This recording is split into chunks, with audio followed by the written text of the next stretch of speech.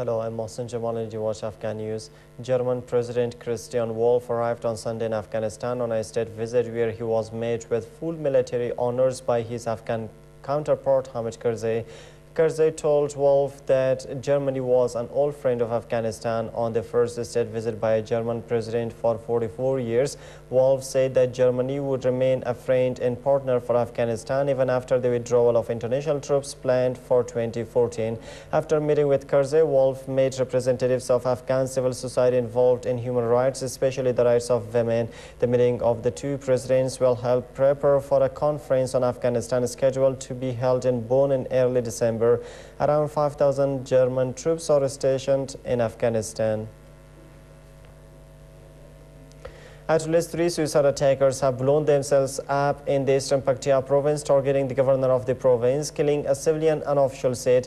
Ruhullah Samun, the provincial spokesperson, said that the attack happened at around 12 a.m. local time when Governor Juma Khan Hamdar left his office in the provincial capital Gardes. The first attacker detonated his explosive and killed one civilian when the governor's vehicle was passing by. The spokesperson added that the other 2 attackers opened fire but were killed by police and the governor's bodyguards in the gun battle. Samon said that the governor is safe and sound, but no group has so far claimed responsibility for the attack.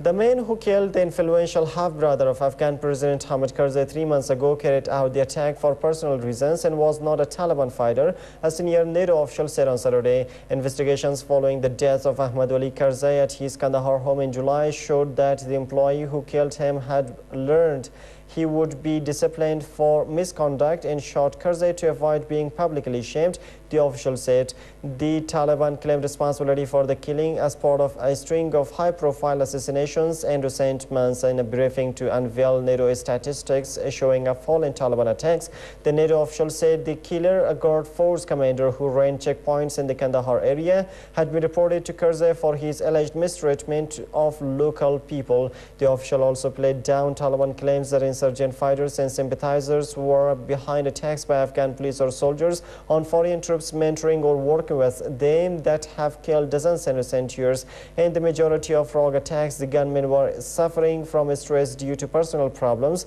and had no connection with the Taliban. 2 soldiers from the NATO-led International Security Assistance Force were killed on Saturday in southern Afghanistan, the coalition said in a statement on Sunday, giving no other details. A day earlier, the UK Ministry of Defence also said that a British soldier was killed during security operations with Afghan police in the Nahri-Sarraj region of the Helmand province. Since the beginning of the year, 485 international forces have been killed in insurgent attacks in Afghanistan. The US-led coalition has been fighting Taliban militants in Afghanistan since 2001, but attacks on both foreign and Afghan troops, police and civilians are still frequent. Saudi Arabia has taken a first step to have Iran reported to the United Nations Security Council over an alleged plot to assassinate its ambassador in Washington. Saudi-owned newspapers reported on Sunday, citing a statement from the kingdom's UN mission. Reports say that Saudi Arabia's permanent mission to the United Nations formally requested the United Nations Secretary General to notify the Security Council of the Henawaz conspiracy. The US on Tuesday said it had uncovered a plot by 2 men with links to Iran's security forces to assassinate Abdullah al-Jubair by planting a bomb in a Washington restaurant. One of the men who had allegedly paid a U.S. undercover agent posing as a Mexican drug cartel hitman to carry out the assassination has been arrested, while the other is in Iran, the United States said. Tehran has denied the charges. The U.S. is abandoning plans to keep troops in Iraq past a year-end withdrawal deadline. Reports say the decision to pull out fully by January will effectively end more than 8 years of U.S. involvement in the Iraq war, despite ongoing concerns about its security forces and the potential for instability. A senior administration official in Washington confirmed on Saturday that all American troops will leave except for about 160 troops attached to the U.S. embassy in Baghdad. Under a 2008 security agreement, all U.S. forces are required to leave by the end of 2011, but the Pentagon for months had been debating whether to leave up to 5,000 troops to train security forces and hinder Iranian influence. Dozens of people have been arrested in New York as thousands of anti-corporate greed protesters marched to the city's famous Times Square at the culmination of a day of global demonstrations inspired by the Occupy Wall Street movement. Police on horseback packed 71 protesters in vans after the march, while thousands of demonstrators mixed with tourists converged on the major commercial intersection divided by police barriers. Earlier, around 2,000 protesters marched through New York's financial district on Saturday afternoon before moving on to Times Square. Violence also broke out in Rome as tens of thousands, nicknamed the indignant, marched in European cities in protest against capitalism and austerity measures. Dozens of cities across the world, from Tokyo to Alaska via London, Frankfurt and Washington, held demonstrations in a show of solidarity with the rallies that began last month in New York's financial district. Pro-government forces in Yemen have opened fire on demonstrators in the capital Sana'a, killing 4 people and wounding many more, according to medics.